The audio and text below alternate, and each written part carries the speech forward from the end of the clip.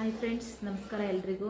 Welcome back to our YouTube channel NSP YouTube ಚಾನಲ್ಗೆ ನಿಮ್ಮೆಲ್ಲರಿಗೂ ಸ್ವಾಗತ. ಫ್ರೆಂಡ್ಸ್, ಎಲ್ಲರೂ ಹೇಗಿದ್ದೀರಾ? ಆರಾಮಿದ್ದೀರಾ ಅಂತ ಅಂದ್ಕೊತೀನಿ.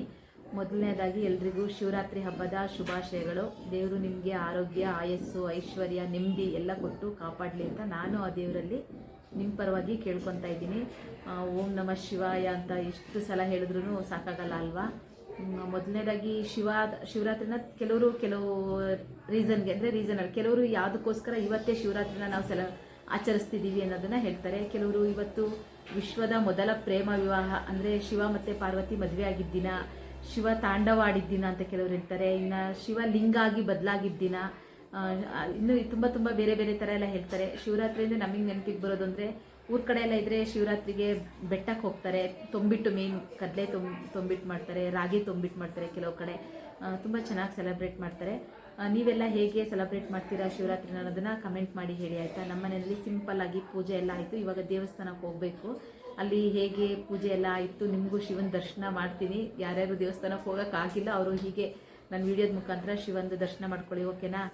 ಫ್ರೆಂಡ್ಸ್, ನಾನು ಈ ವಿಡಿಯೋದಲ್ಲಿ ನಿಮ್ಮ ಜೊತೆ ಹೇಳಿದ್ದೆ ದೇವ್ರ ದರ್ಶನ ಮಾಡಿಸ್ತೀನಿ ಅಂತ. ಆದರೆ ಸಾರಿ, ಇಲ್ಲಿ ಯಾವುದೇ ವಿಡಿಯೋ ಮತ್ತು ಫೋಟೋನ ತೆಗೆಯೋದಕ್ಕೆ ಬಿಡ್ತಾ ಇರಲಿಲ್ಲ. ಕೆಲವೊಂದು ಕ್ಲಿಪ್ಪಿಂಗ್ಸ್ ಅಷ್ಟೇ ಆ್ಯಡ್ ಮಾಡ್ಕೊಂಡಿದ್ದೀನಿ. ಏಕೆಂದರೆ ತುಂಬ ರಶ್ ಇತ್ತು, ಹೊರಗಡೆ ಬಿಸಿಲು ಸಹ ಇತ್ತು. ಹಾಗಾಗಿ ತುಂಬ ವಯಸ್ಸಾದವರು, ಮಕ್ಕಳು ಎಲ್ಲ ತುಂಬ ನಿಂತಿದ್ದಾರೆ ಹೊರಗೆ ಅಂದ್ಬಿಟ್ಟು ಬೇಗ ಮೂವ್ ಮಾಡ್ತಾಯಿದ್ರು. ಅಲಂಕಾರ ಅಂತೂ ತುಂಬ ಚೆನ್ನಾಗಿ ಮಾಡಿದರು. ಈ ರೀತಿ ಗೋಡೆಗೆಲ್ಲ ಶಿವಂದು ಅವತಾರಗಳನ್ನು ಹಾಕಿದರು. ಅಂದರೆ ಶಿವ ಮದುವೆ ಆಗಿರೋವಂಥದ್ದು, ರುದ್ರ ತಾಂಡವ ಆಡಿರೋವಂಥದ್ದು, ಶಿವ ವಿಷಾಪ್ರಾಶನ ಮಾಡಿರೋವಂಥದ್ದು, ಅರ್ಧನಾರೇಶ್ವರ ಇದನ್ನೆಲ್ಲ ಹಾಕಿದ್ರು. ಇದೇ ಇಲ್ಲಿದ್ದು ಲಿಂಗ ದೇವರಿದು, ತುಂಬ ಚೆನ್ನಾಗಿತ್ತು. ಸಾರಿ, ಸ್ವಲ್ಪ ಕ್ಲಿಪ್ಪಿಂಗ್ಸ್ ಅಷ್ಟೇ ನಾವು ಇಲ್ಲಿ ಆ್ಯಡ್ ಮಾಡ್ತಾ ಹೋಗಿದ್ದೀನಿ. ಇದೇ ಮೇಯ್ನ್ ದೇವರು. ಎಲ್ಲರೂ ದರ್ಶನ ಮಾಡ್ಕೊಳ್ಳಿ. ಒಬ್ಬರಿಗೆ 100 ರೂಪೀಸ್ ತೊಗೊಂಡು ನಾವೇ ಕ್ಷೀರಾಭಿಷೇಕ ಮಾಡೋದಕ್ಕೆ ಬಿಡ್ತಾಯಿದ್ರು. ಈ ರೀತಿ ನಾವು ಹಾಲನ್ನ ಹಾಕಿದ್ರೆ ಸೀದಾ ಅದು ಲಿಂಗದ ಮೇಲೆ ಹೋಗಿ ಬೀಳ್ತಾಯಿತ್ತು. ಆ ರೀತಿ ಎಲ್ಲ ಮಾಡಿದರು.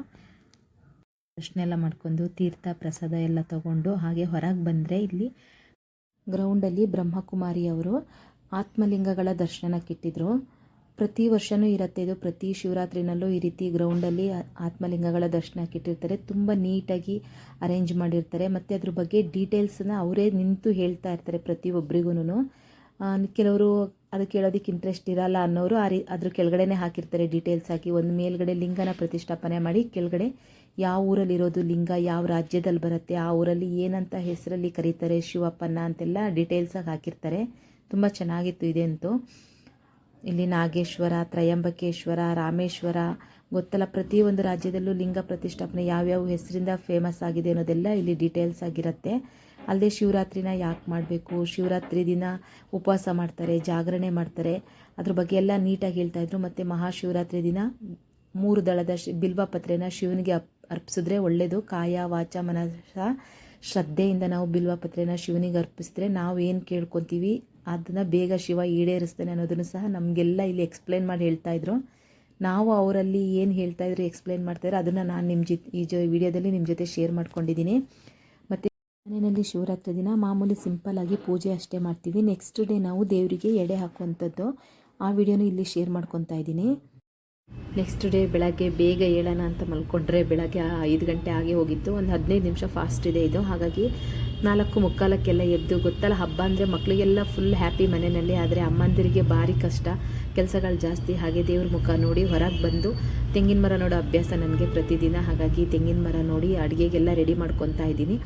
ಅಡುಗೆಗೆ ಬಂದು ಮಾಮೂಲಿ ಅನ್ನ, ಚಿತ್ರಾನ್ನ, ಅನ್ನ ಸಾರು, ಕಾಳುಗೊಜ್ಜು. ಬೆಂಗಳೂರಲ್ಲಿ ಸಾಧಾರಣಕ್ಕೆ ಏನೇ ಫಂಕ್ಷನ್ ಹಬ್ಬ ಏನಾದರೂ ಆಗಲಿ ಕಾಳುಗೊಜ್ಜು ಮಾಡೇ ಮಾಡ್ತಾರೆ.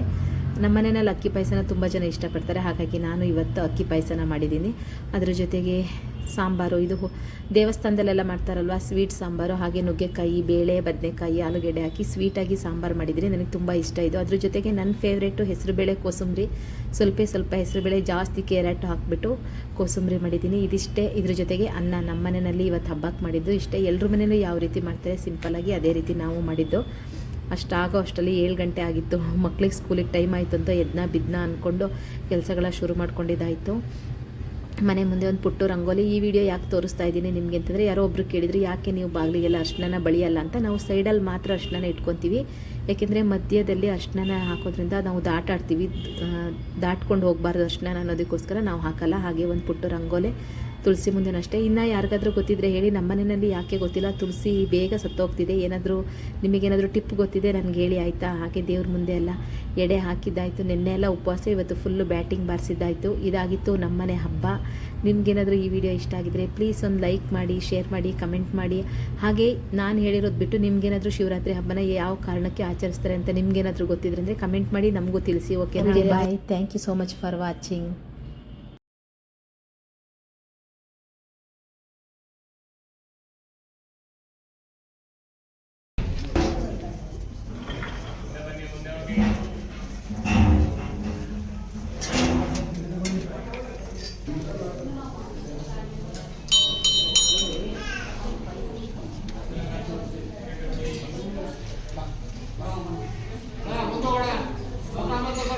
ಮುಂದೆ